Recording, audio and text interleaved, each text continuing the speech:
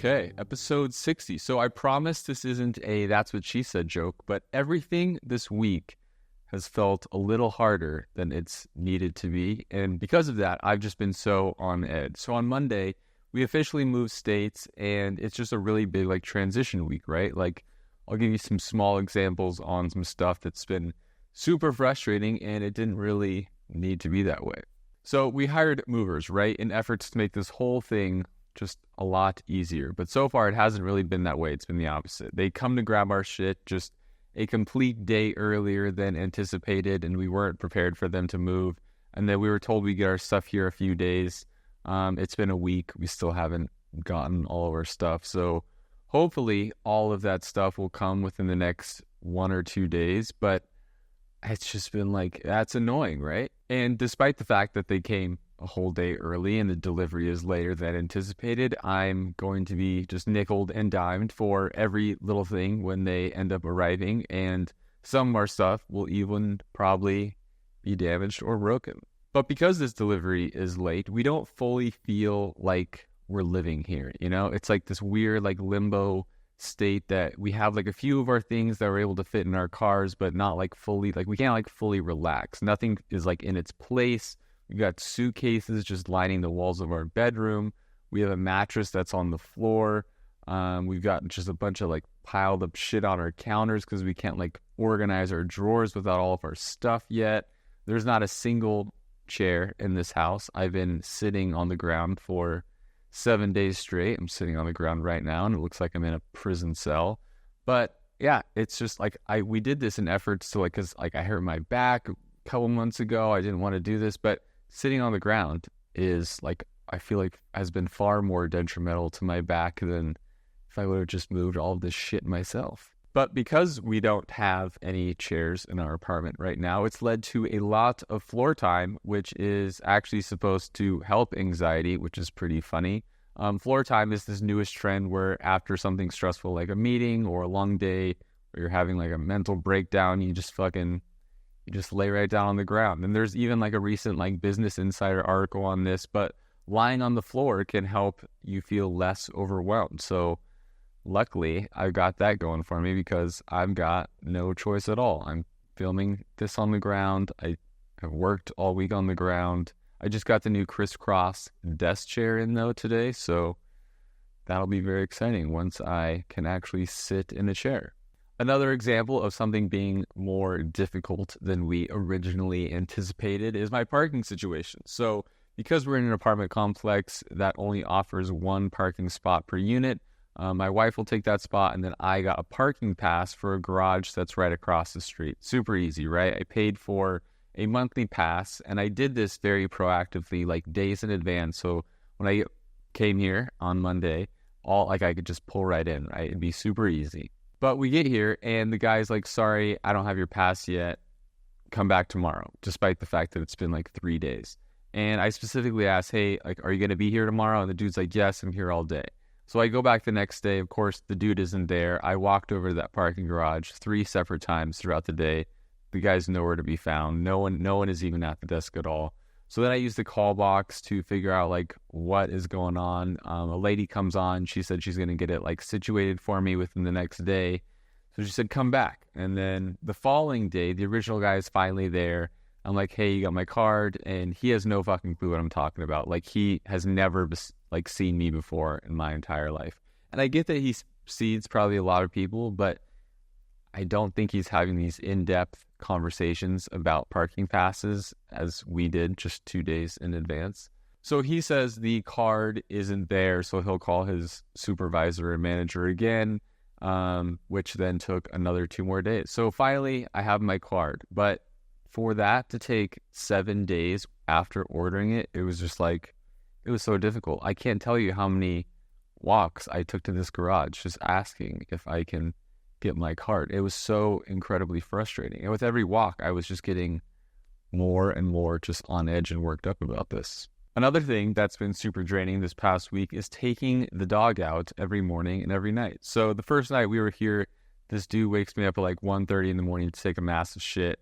And I have to get up out of bed, put my shoes on, put on a hat, go down to this little area, And then somehow I need to find a way to go back to sleep once we get back upstairs. The next night I was like, all right, no way I'm doing this again.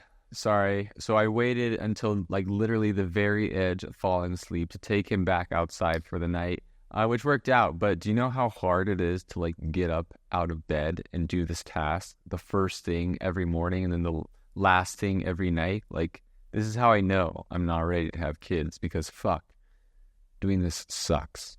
And on top of that, sometimes you have to like interact with people that are also in the building in this state of drowsiness. For example, yesterday morning at 6:30, this woman was moving in and all her shit was like kind of like falling all over the place. She had a baby strapped on her back and I'm the only one down there. So I offered to help, and literally like I had just like rolled out of bed, hadn't gone to the bathroom yet, hadn't brushed my teeth, hadn't looked at my phone, and the dog's all amped up. So he's pulling me one direction and I'm out of it, and all of her shit ends up falling on the ground. She's super embarrassed. I'm super embarrassed. And it was a lose-lose situation. And it was how I started.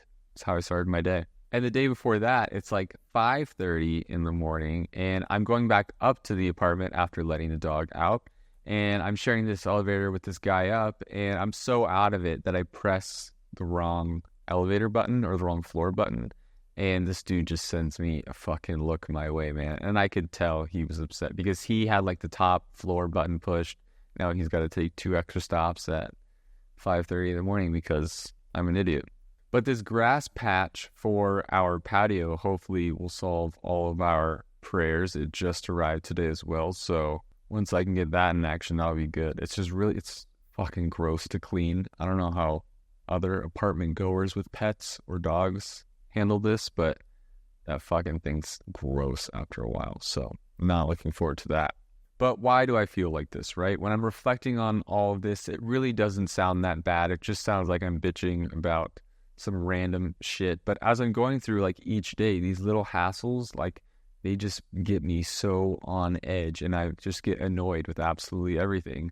And I feel especially bad because my wife has been pretty positive all week. She's been the one who's been like, no, it's okay. We're going to figure it out. Everything's fine.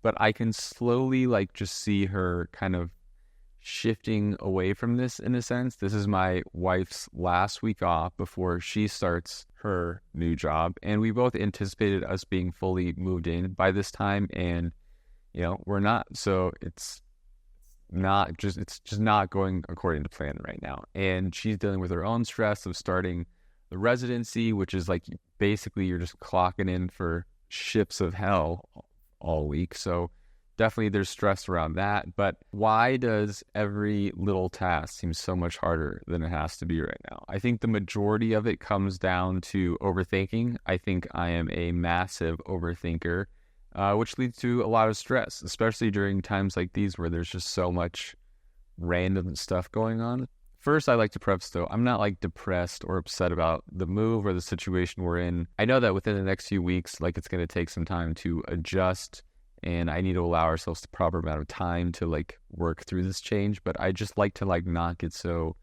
angry or so annoyed with like every little thing, when in reality, I know it just doesn't do any good. I just like overcomplicate a lot of the situations that I'm in, which makes things harder than they have to be. I'm very envious of people who like live their lives generally just unbothered by common annoyances of life. Like those people are my heroes, man. To just understand and have the mindfulness that like life's going to throw some shit your way and you just have to accept it and move on is a philosophy that I'd love to live by.